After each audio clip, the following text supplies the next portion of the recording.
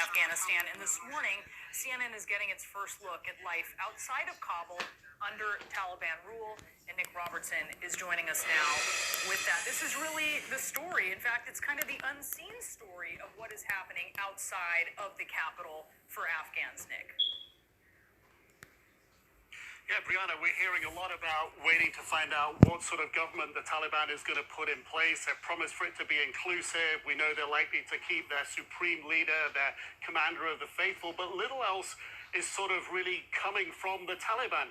But if you get out into the country, you can actually see how they're governing, and they're putting their Islamic principles first.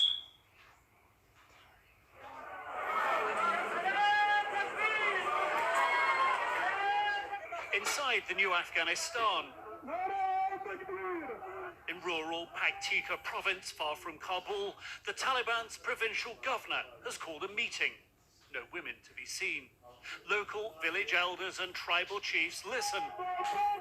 A young boy takes a selfie. Much has changed since the Taliban were last in charge. Smartphones and social media, but poverty still the country's biggest problem. We have many expectations, and we are praying the Taliban will deliver. The week after Kabul fell, a local journalist took a road trip for us to see what was happening outside the capital. Taliban guides showed him the way. At the border, changes already underway. Part charm offensive, giving traders what they want, longer opening hours at the border, and part crackdown, keeping men and women apart. Let me tell you, before we had one single line for both men and women. Now we have two. They are kept apart. Pakistani officials easing into the new relationship, backing the segregation. On this journey, two things become clear: Afghanistan's near financial collapse and the hard switch to religious rule. Spotting a crowd, the team stop.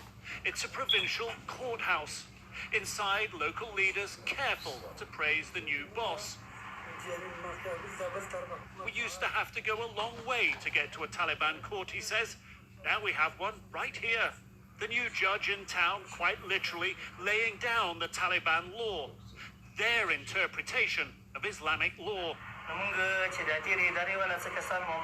We asked the previous judges how they used to work. They said they were following the law of the land, not the Sharia. In Islamic Emirate, all court proceedings are according to the Sharia law. Under Taliban rule in the 1990s, the Taliban's Sharia law led to public amputations for thieves, stoning of adulterers, even hanging. But in the local market, Sharia law is not the big concern. It's making a living. Business is very bad. We don't. The Songist, King Saul.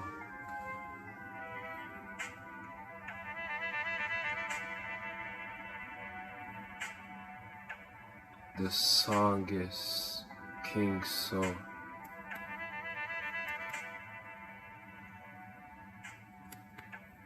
Le wo e wo passe, le pute profile me masse, passe le passe me passe, le me marche pour le passe, casse le passe, the Taliban must nase. I master you, chief, you with Marcy. It's time to gather up with Marcy. Busupumashe, Kase, Base, Bustepufi, Passe, Lefe Pepe Pubashe, Glate, Glate. Et mon fait, te pour fi basete, que pour te besoupe, machete, le pour fait, le pour fi basse mes poupées,